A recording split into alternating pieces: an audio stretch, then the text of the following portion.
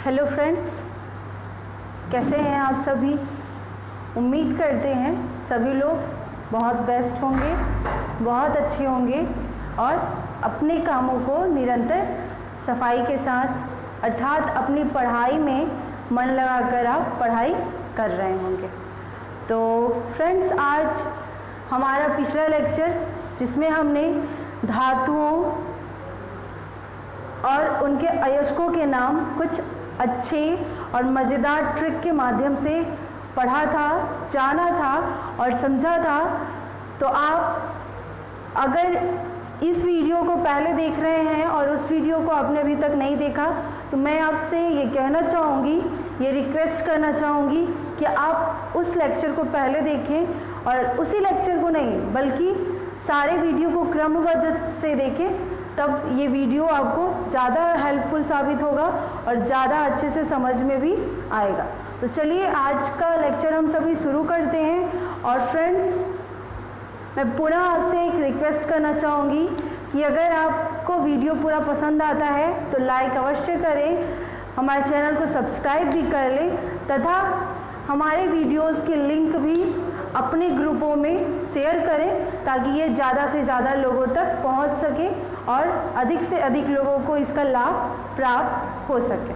तो हम लोग अपना लेक्चर शुरू करते हैं और आप पूरा वीडियो अंत तक देखिएगा बिना स्किप किए। तो आज का जैसा कि हमने सबटाइटल डाला है धातुओं का संचारण और मिश्र धातुएं, तो सबसे पहले हम देखेंगे कि धातुओं का संचारण क्या होता है। तो धातुओं का संचारण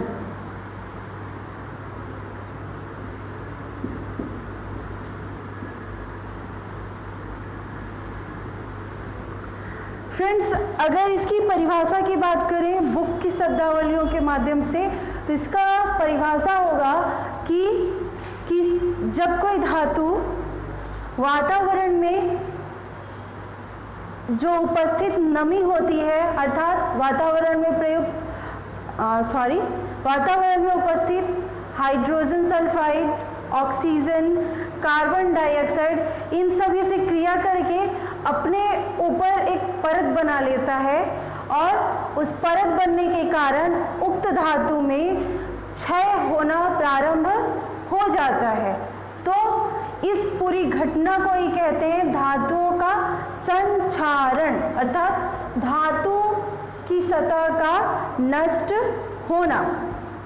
तो ये तो रही परिभाषा कि जब कोई धातु वातावरण की उपस्थित नमी अथवा वातावरण में उपस्थित हाइड्रोजन सल्फाइड अर्थात H2S, ऑक्सीजन अर्थात O2, कार्बन डाइऑक्साइड अर्थात CO2, इनमें से किसी से भी क्रिया करके या सभी से क्रिया करके अपने ऊपर एक परत बना लेता है और वो परत बनने के बाद उस धातु में क्षय होने लगता है अर्थात धातु की परतें धीरे धीरे घिसती हैं, वो खराब होता है अर्थात कमजोर होता है।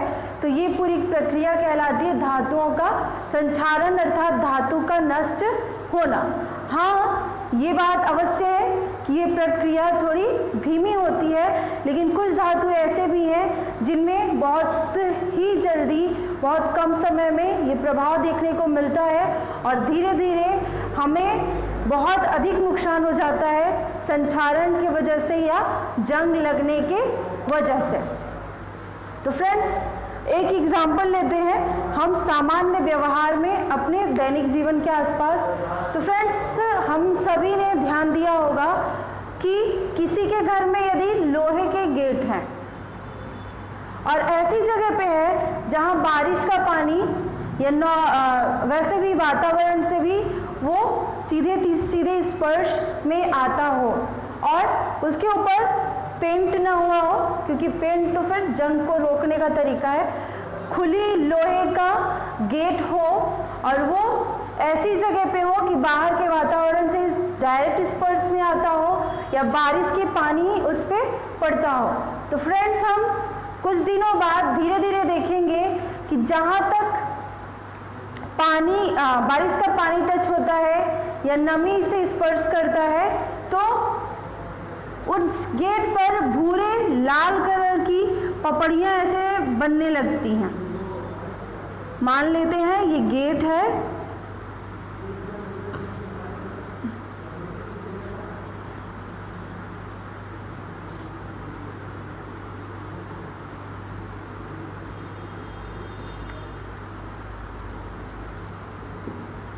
बारिश की बूंदें यहाँ पड़ती हैं क्योंकि फ्रेंड्स डायरेक्ट नमी से क्रिया करे वायुमंडल की तो वो प्रक्रिया धीमी होगी, लेकिन अगर बारिश की बूंदों में भीग कर या नॉर्मल हम दैनिक जीवन में जो पानी यूज करते हैं उसके बहाव से स्पर्श में आकर भी जल्दी संचारण की प्रक्रिया होगी।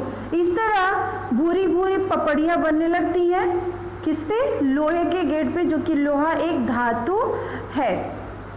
और ये जो पपड़ी बनती है इसी को कहते हैं कि लोहे में जंग लग गया है और इसके वजह से ये जो गेट है लोहे का उसका धीरे धीरे क्षय होता है और अंततः एक स्थिति ऐसी आती है कि यहाँ पूरी तरह होल हो जाता है, गेट कुछ इस तरह का बच जाता है।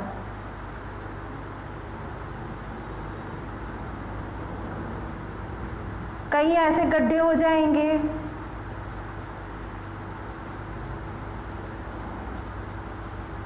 अर्थात कुछ न कुछ नुकसान हो जाता है। तो ये है धातुओं का संचारण। एक बार पुनः परिभाषा कहते हैं कि जब कोई धातु वायुमंडल में उपस्थित नमी अथवा hydrogen sulphide H2S, oxygen O2, carbon dioxide CO2 इत्यादियों से या किसी एक से अभिक्रिया करके या क्रिया करके एक अपने ऊपर एक परत बना लेता है जिसके वजह से धीरे धीरे उसका क्षय होने लगता है, अर्थात जंग लग जाता है। तो इस पूरी प्रक्रिया को कहते हैं धातुओं का संचारण। और सामान्य व्यवहार में भी हमने देखा, और भी सरल उदाहरण लें हम, कई बार होता है कि अपनी छतों पर कोई लोहे की छोटी मोटी सामान, छोटी मोटी वस्तुएं छोड़ देते हैं और वो लगातार पानी, धूप, वर्षा से झेलता होता है और कुछ दिनों बाद ऐसा होता है कि पूरे उस लोहे की वस्तु के पूरे सतह पर एक आवरण बन गया है भूरे लाल कलर का और इससे लोहा धीरे धीरे घिस रहा है, नष्ट हो रहा है। तो उससे पहचान में आता है कि धातु का संचारण हो रहा है। कौन सी धातु का? जो लोहा था। लोहा भी एक धातु है, इसी प्रकार अन्य धातुओं का भी संचारण होता है। तो इसके कुछ उदाहरण देखते हैं कि किस तरह के धातु पर कैसी पपड़ियाँ जमती हैं या कैसी परत जमती है और क्षय होता है। तो लोहे के धातुओं पर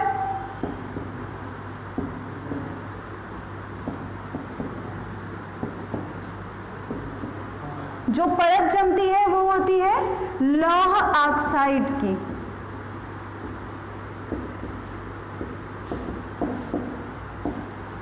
और इसका रंग क्या होता है फ्रेंड्स? भूरी लाल। ये परत बनती है लोहे के धातुओं पर। अगर चांदी के धातु है या चांदी है तो चांदी के सल्फाइड बनते हैं।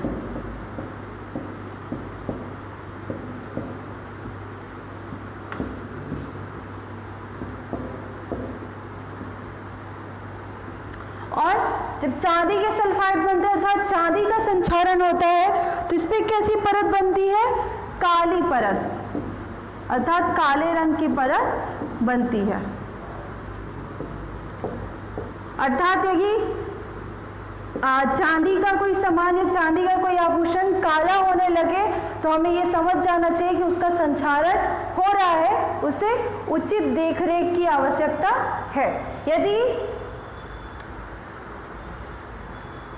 तांबे का धातु हो अर्थात तांबा हो और उसका संचारण हो रहा हो तो उस पर कैसी परत बनेगी? तो तांबे पे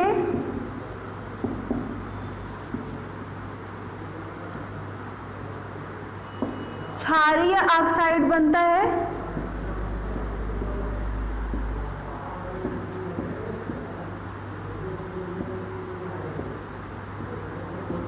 क्षारीय कार्बोनेट ऑक्साइड बनता है।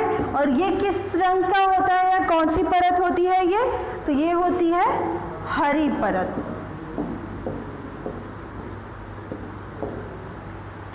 तो ये होता है हरी परत। इसी प्रकार अन्य सभी धातुओं पर अलग अलग रंगों के परत बनते हैं, उनका संचालन होता है। मुख्य रूप से ये होते हैं और इन तीनों से प्रश्न बहुत पूछे जाते हैं फ्रेंड्स।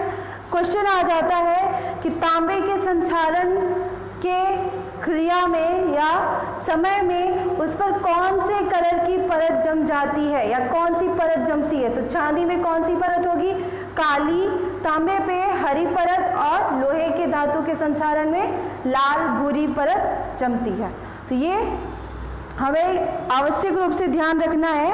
और जो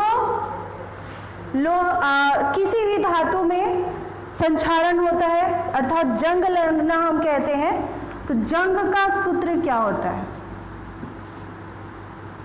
जंग युद्ध वाला नहीं, बल्कि धातुओं के संचालन में जो जंग लगता है, संचालन होता है, उसका सूत्र होता है Fe2O3 × XH2O।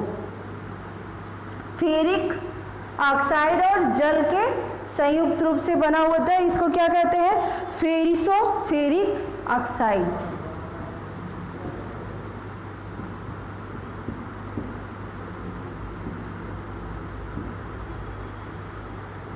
Ferric oxide.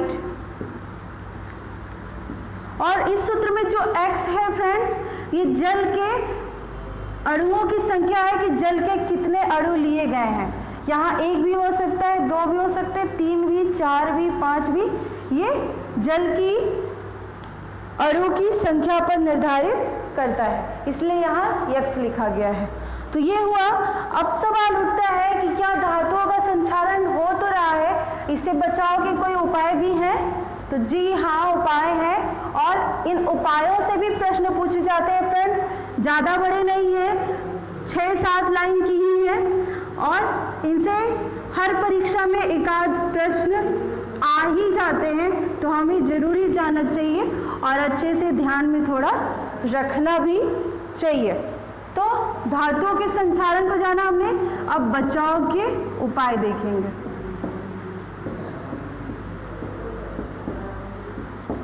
तो सबसे पहला उपाय होता है वार्निश करना।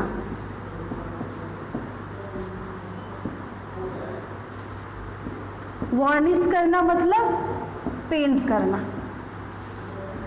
आपने ध्यान दिया होगा फ्रेंड्स कि घर के जब लोहे के या किसी धातु के जो गेट होते हैं, अगर काफ़ी दिन हो जाता है, उन पे जंग जैसे कुछ परतें जम जाती हैं, तो नया करने के लिए या बीच बीच में उन पर पेंट कराया जाता है, इसीलिए कि वो खराब ना हो। तो क्यों खराब होते हैं? क्योंकि उनका संचालन होना शुरू हो जाता है और पेंट करके हम संचालन की घटना को रोक सकते हैं। तो पहला उपाय होता है वार्निश करना अर्थात पेंट करना, और ये बहुत ही प्रचलित है क्योंकि आमतौर पर व्यवहारिक रूप में भी हम सरलता से इसे देख सकते हैं। दूसरा होता है ग्रीस या तेल लगाना।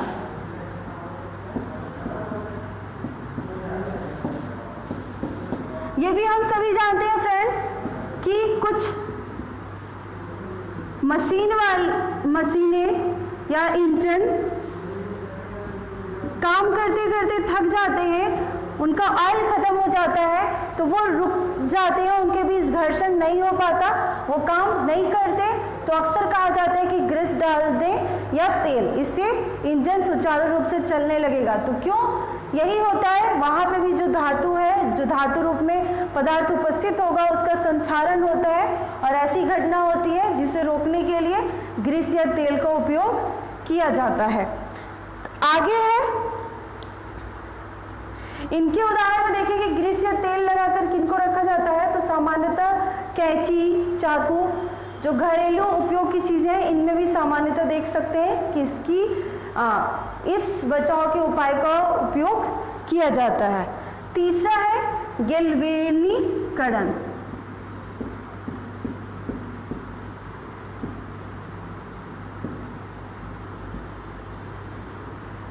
इसी को हिंदी में कहते हैं यशद लेपन।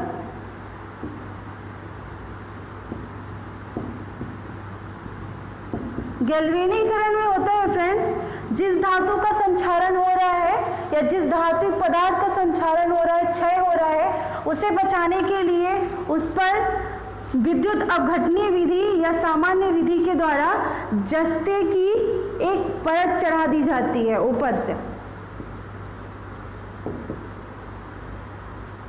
जस्ता अर्थात जिंक, जिसका रासायनिक सूत्र है Zn, इसकी एक परत चढ़ा दी जाती है और यही क्रियाविधि कहलाती है गैल्वेनीकरण। अर्थात धातुओं को संक्षारण से बचाने के लिए जस्ते की परत चढ़ाने की प्रक्रिया ही गैल्वेनीकरण कहलाती है या यशद लेपन कहलाती है। तो ये रहा तीसरा उपाय रहा। अगला है चौथा, विद्युत लेपन।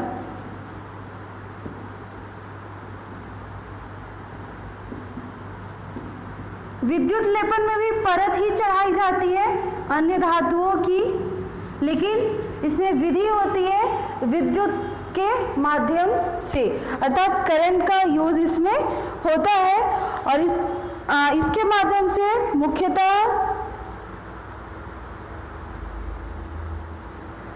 क्रोमियम, टाइटेनियम,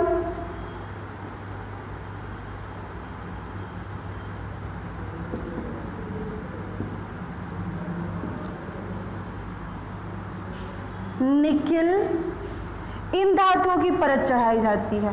क्यों? क्योंकि ये सभी भी आसानी से या इतनी जल्दी संक्षारित नहीं होते, ये सभी संक्षारण की दृष्टि से सुरक्षित धातु हैं। एक और उपाय है मिश्र धातु बनाकर।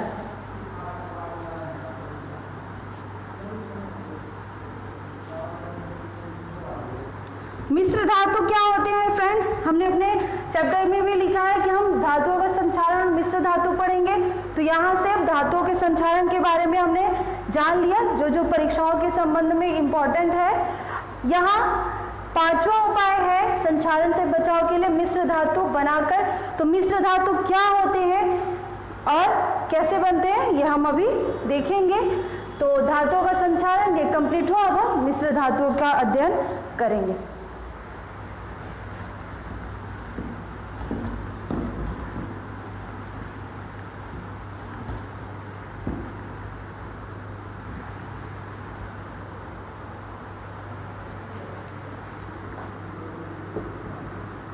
मिश्र धातु, जैसा कि नाम से ही शाब्दिक अर्थ अगर निकाले तो समझ में आ रहा है, मिश्र अर्थात मिले हुए धातु, अर्थात ये ऐसे धातु का रूप होगा जिसमें एक या एक से अधिक, दो या दो से अधिक, यानी दो भी हो सकते हैं, तीन भी हो सकते हैं या कई हो सकते हैं या सिर्फ दो, इन धातुओं का मिश्रण रूप होता है मिश्र धातु। और अगर ऐसा होता है कि दो धातुओं या तीन धातुओं को आपस में मिलाकर, इसकी विधियां होंगी विद्युत रूप से या चुंबकीय विधि द्वारा, और विधियां होंगी।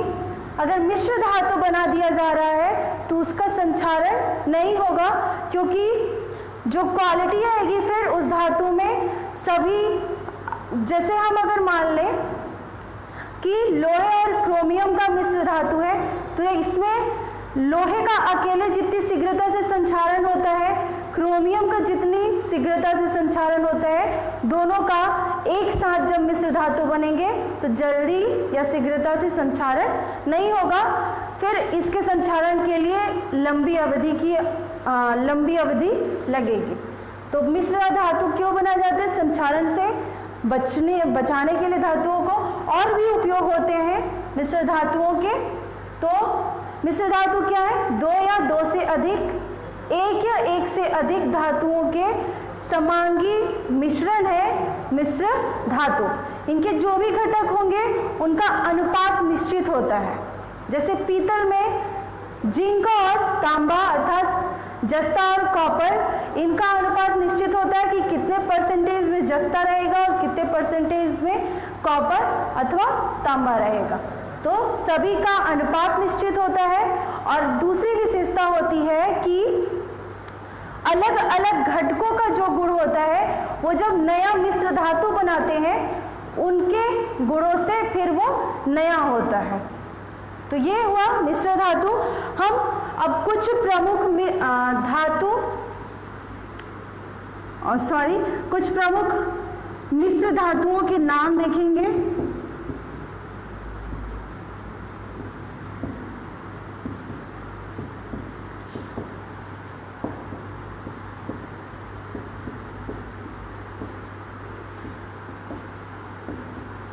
नाम और उनके संगठन अभी देखेंगे। तो सबसे पहले अभी हमने बात ही किया था तो पहले उसे ही देखते हैं। पहला हो गया स्टेनलेस स्टील।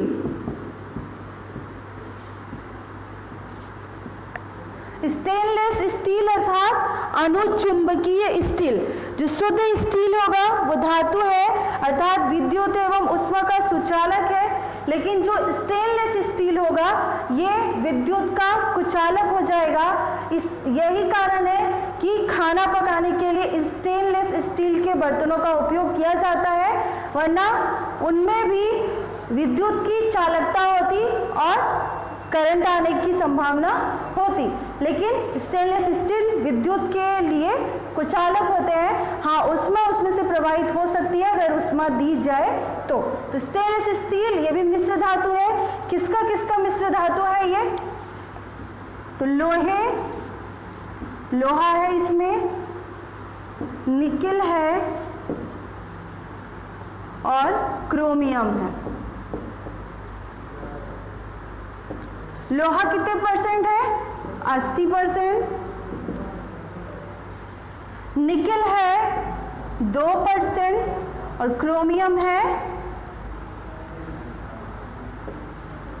18%। तो ये रहा पहला मिश्र धातु हमने जो देखा, स्टेनलेस स्टील, लोहा, निकिल, क्रोमियम। लोहा है 80%, निकिल है 2%, क्रोमियम है 18%। दूसरा हम देखें तो पीतल, कांसा। दूसरा हम देखते हैं पीतल को। इसके बारे में अभी हमने बात किया कि ये जस्ता और तांबे का मिश्र धातु है। इसमें तांबा कितना प्रतिशत है और जस्ता अर्थात जिंक कितना प्रतिशत है? तो ये है तांबा होगा 80% और जस्ता होगा 20%। जस्ता का रासायनिक सूत्र Zn, तांबा का रासायनिक सूत्र Cu अर्थात कॉपर और ये जिंक। लोहे का Fe, निकिल का Ne और क्रोमियम का Cr। तीसरा देखें कांसा।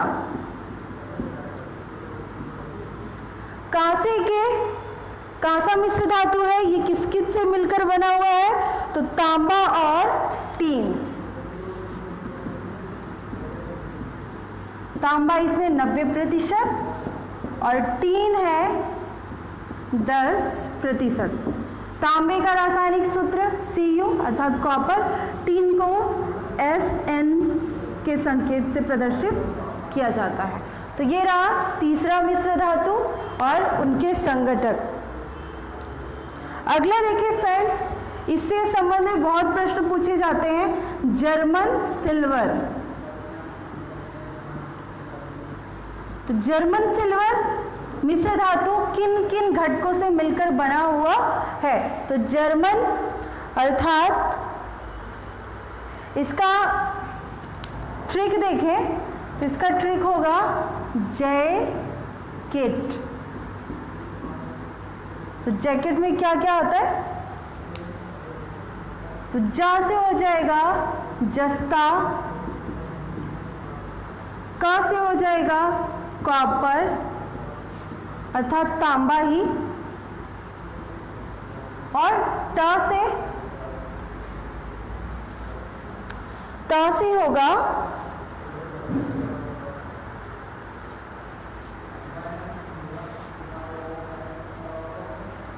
जैकेट जस्ता कॉपर और यहाँ हो जाएगा फिर टीन, सॉरी निकेल। तो जस्ता कितने प्रतिशत होगा? जस्ता है 60,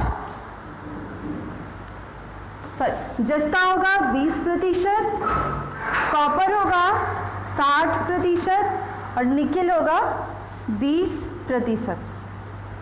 तो ये जर्मन सिल्वर मिश्र धातु के संगठक है, जस्ता, कॉपर और निकेल।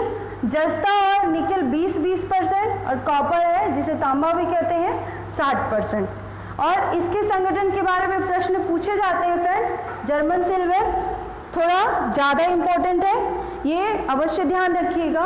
और केवल यही नहीं, जितने भी मिश्र धातुओं के नाम और उनके संगठन हम देख रहे हैं ये सभी बहुत इम्पोर्टेंट है। ज़्यादा मिश्र धातुओं के बारे में हम नहीं पढ़ रहे, जिससे कि लेक्चर लेंदी ना बने या अध्ययन लेंदी ना बने। जो बहुत इम्पोर्टेंट है उनके बारे में हम पढ़ रहे हैं।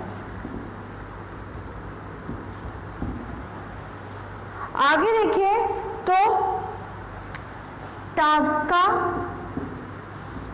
टांका या इसी को शोल्डर कहते हैं। ये मिश्र धातु के संगठक क्या क्या होंगे? तो टांका बना है सीसा और टीन से। सीसा 50%, टीन है 50%। सीसा का रासायनिक सूत्र होता है Pb, इसे लेड कहते हैं, लेड या सीसा। टीन का अभी हमने देखा ही था कि Sn होता है। तो टाका या शोल्डर में सीसा और टीन 50-50% मात्रा में होते हैं। आगे देखिए हम तो गन मेटल,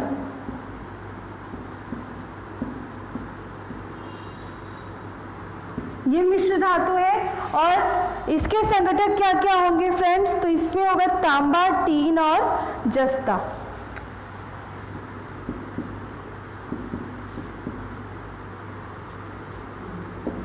%88, टीन 10% और जस्ता अर्थात जिंक होगा 2%। इनका रासायनिक सूत्र तो तांबा या कॉपर Cu है, टीन अर्थात Sn और जस्ता अर्थात Zn। तो फ्रेंड्स आज के लेक्चर में हम लोगों ने धातुओं का संचारण क्या होता है, कैसे होता है, इसके बचाव के उपाय क्या क्या हैं तथा मिश्र धातु किसे कहते हैं, कुछ प्रमुख मिश्र धातुओं और उनके संगठनों के बारे में हमने जाना। आई होप आप सभी को पसंद आया होगा और पूरी तरह उम्मीद है कि आपके लिए लाभदायी होगा। अतः वीडियो शुरू से लेकर बिना स्किप किए अंत तक देखें और पसंद आए तो लाइक शेयर अवश्य करें, हमारे चैनल को सब्सक्राइब भी करें।